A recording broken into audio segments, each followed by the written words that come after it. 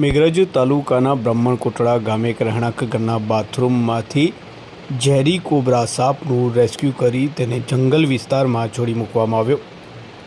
આજરોજ મળતી માહિતી અનુસાર તારીખ 4 ઓગસ્ટે સાંજે 5 થી 6 વાગ્યાના અરસામાં મેઘરજ તાલુકાના બ્રાહ્મણકોટડા ગામે એક રહેણાંક ઘરના બાથરૂમમાં ઘૂસી આવેલા ઝેરી કોબ્રા સાપનું રેસ્ક્યુ કરવામાં આવ્યું હતું। કોબ્રા સાપ લગભગ 5 થી 7 ફૂટની લંબાઈનો હતો। ત્યારે રેસ્ક્યુઅર નિલેશભાઈનો સંપર્ક સાધવામાં આવતા ઝેરી કોબ્રા સાપનું રેસ્ક્યુ કરીને તેને સુરક્ષિત રીતે જંગલ વિસ્તારમાં છોડી મૂકવામાં આવ્યો હતો।